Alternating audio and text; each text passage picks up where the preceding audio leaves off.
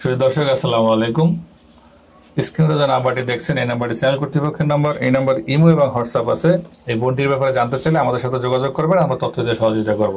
আপু, আপনি কেমন আছেন? আলহামদুলিল্লাহ ভাইয়া, ভালো আছি। আপনি ভালো আছেন? জি, ভালো আছি।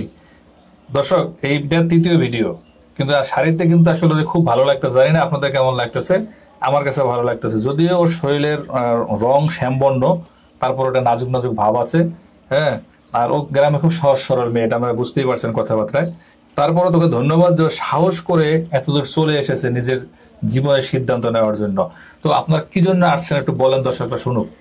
আমি আসছি, আমার আব্বু অনেক অসুস্থ, তার জন্য আসছি। আর আমার বিয়ে দিতে পারতেছে না আমার আব্বু আম্মু, অনেক টাকার প্রয়োজন। বিয়ে দিতে পারতেছে না, এই জন্য আর কি আসছি। জানি এই জায়গায় তো আমার চাচাতো বোনের বিয়ে হয়েছে, মানে এই জায়গায় আইসা তার জন্য আসছি আমি, বুঝতে পারছেন? আর আমার আব্বু অনেক অসুস্থ, ক্যান্সার হয়েছে, তার জন্য আর কি কিছু টাকা দরকার। কিছু টাকা মানে কেউ দরকার। যদি সাহায্য করে তার জন্য মানে অনেক ভালো হবে আমার। আচ্ছা আচ্ছা, অনেক ভালো হবে। তো এখন ব্যাপার হচ্ছে কি আপু, মানুষ তো একজনের পাশে একজন স্বার্থ ছাড়া দাঁড়ায় না। হ্যাঁ। এখন আপনার পাশে যদি কেউ দাঁড়াইতে চায়, অবশ্যই সে একটা স্বার্থ চাইবে। হুম।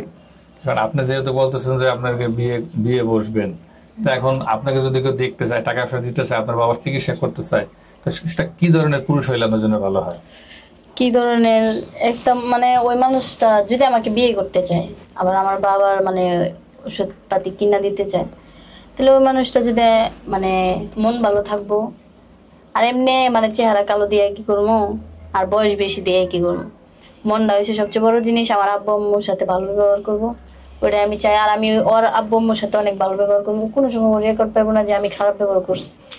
তার মানে আপনি চাইতেছেন যে নিজেকে উৎসর্গ করে বা নিজেকে একটু বয়স্ক মানুষের কাছে বিয়ে দিয়ে নিজের পরিবারটাকে সেভ করতে। হ্যাঁ।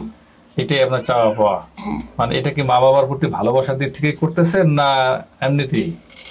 আমার মা বাবার প্রতি তো ভালোবাসা থাকবোই, কারণ ওরা আমার জন্ম দিছে, অনেক কষ্ট করছে ওরা, তাই না? এই মানে পড়ালেখা করাইছে, মাদ্রাসায় পড়ালেখা করাইছে, মানে চাইছিল যে একটা ভালো পোলার সাথে বিয়ে দিতে। কিন্তু আমাদের এখানে না, মানে আমগো এলাকাতে কোনো মেয়েরা যদি কালো থাকে, তাইলে ওই মেয়েদেরকে মানে যৌতুক দিতে হয় বিয়ের সময়। 3 লাখ 4 লাখ করে যৌতুক দিতে হয়। আর যদি একটু দলা চামড়া থাকে তাহলে তো লাগে না?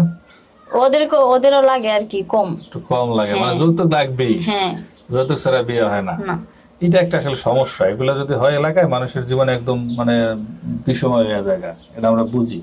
এটা আসলে কোনো এলাকায় হওয়া উচিত না। সরকার তো যৌতুকের বিরোধী, তারপরে মানুষ যৌতুক দেয়, যৌতুক নেয়, কিছু করার থাকে না।